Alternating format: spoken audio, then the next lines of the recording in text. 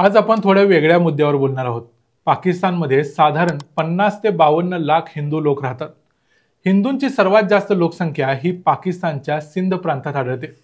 यातले अनेक हिंदू हे भारताच्या स्वातंत्र्यानंतर स्थलांतर करू शकले नाहीत आणि काही हिंदूंना तिथल्या नेत्यांनी किंवा तिथल्या राज्यकर्त्यांनी भविष्यात पाकिस्तान हा देश एक स्वतंत्र आणि सेक्युलर राष्ट्र असणार आहे असं आश्वासन दिलं होतं।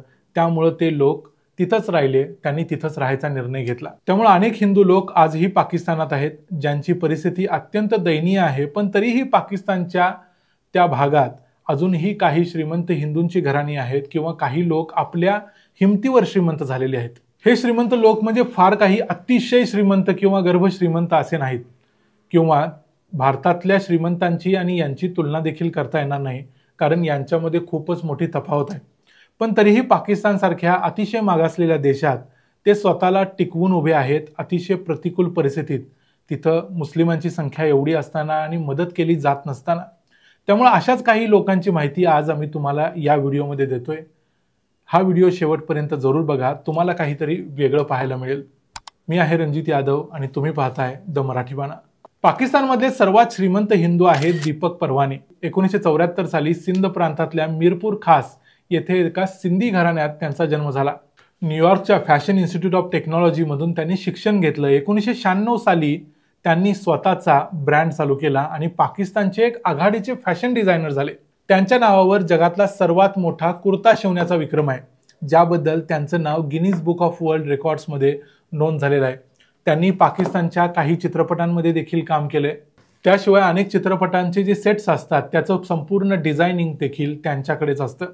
त्यांची आज एकूण प्रॉपर्टी साधारण 71 कोटीच्या घरात आहे। डिसेंबर 2023 मध्ये त्यांनी पाकिस्तानमध्ये होणाऱ्या हिंदू मुलींच्या जबरदस्ती धर्मांतराच्या घटनेचा निषेध केला होता। याला अंधाराचे वास्तव असं त्यांनी म्हटलं होतं। त्यांनी भारत आणि पाकिस्तानमधल्या शहरी जीवनाची तुलना केली होती। ते वारंवार अशा प्रकारे पाकिस्तानला आरसा दाखवायचं काम करत असतात, पण त्यामुळे पाकिस्तानमधल्या काही लोकांनी त्यांच्यावर देशद्रोहाचा आरोप केला होता किंवा त्यांचं पाकिस्तानवर प्रेम नाही असा आरोप केला होता। जसं आपल्याकडे लोक म्हणतात तसं त्यांना भारतात निघून जा असं देखील लोक म्हणत असतात। दीपक परवानी यांचे चुलत भाऊ असणारे नवीन परवानी हे पाकिस्तानचे दुसऱ्या क्रमांकाचे सर्वात श्रीमंत हिंदू आहेत। 2006च्या आशियाई क्रीडा स्पर्धेत पाकिस्तानचं प्रतिनिधित्व त्यांनी स्नूकर या खेळामध्ये केलं होतं। ते देखील अनेक ॲडव्हर्टाइज मधून टीव्हीवर झळकत असतात, त्यामुळे त्यांना अशा प्रकारची कामं मिळत असतात। त्यामुळे त्यांची संपत्ती जवळजवळ 60 कोटी रुपयाच्या घरात आहे। पाकिस्तानातील तिसऱ्या क्रमांकाची सर्वात श्रीमंत व्यक्ती एक हिंदू स्त्री आहे। तिचं नाव आहे रीटा ईश्वर।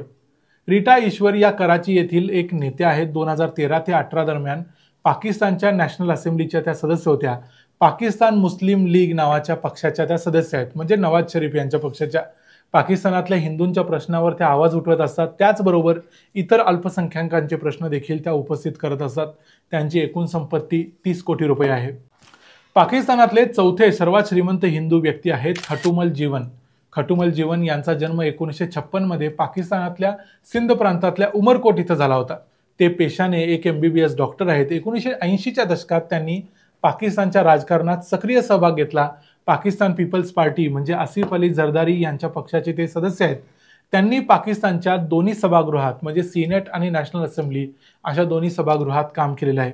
त्यांची एकूण संपत्ती 15 कोटी रुपये आहे। पाकिस्तानातले पाचवे सर्वात श्रीमंत हिंदू व्यक्ती आहेत राणा हमीर सिंग।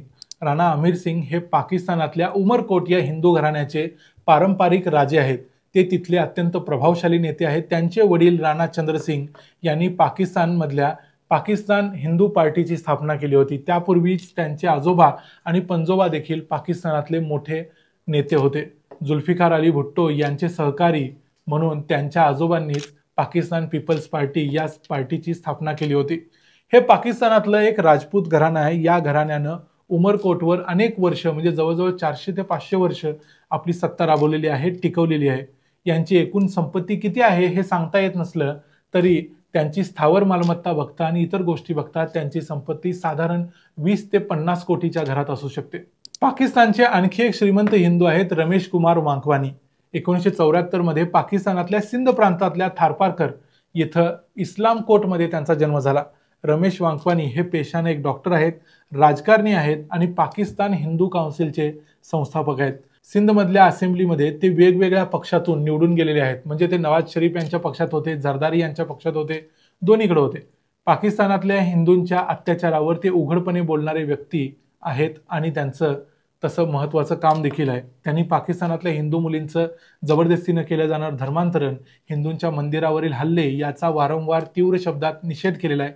2024 मध्ये त्यांचं विधानसभा सदस्यत्व पाकिस्तानच्या इलेक्शन कमिशननं काहीतरी थातुरमातुर कारण देऊन रद्द केलं होतं.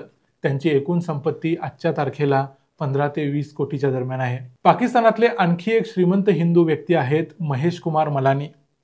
मलानी हे देखील पेशाने एक डॉक्टर आहेत. ते 1990च्या दरम्यान PPP या पक्षाकडून राजकारणात उतरले. ते सिंधमधल्या थारपारकर याच इलाक्यातले आहेत.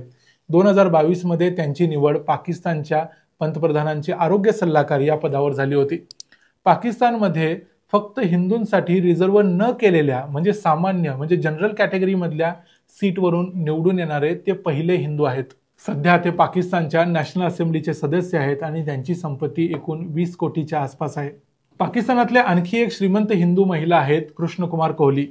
2018 साली BBCच्या 100 प्रतिभावान महिलांच्या यादीमध्ये कृष्णकुमार कोहली यांचं नाव होतं. 1979 मध्ये थारपारकर मधील नगर पारकर इथं त्यांचा जन्म झाला. कृष्णकुमार कोहली या सुरुवातीला PPPच्या सदस्य होत्या. 2018 मध्ये पाकिस्तानच्या सिनेटवर निवडून गेलेल्या त्या पहिल्या दलित हिंदू महिला होत्या.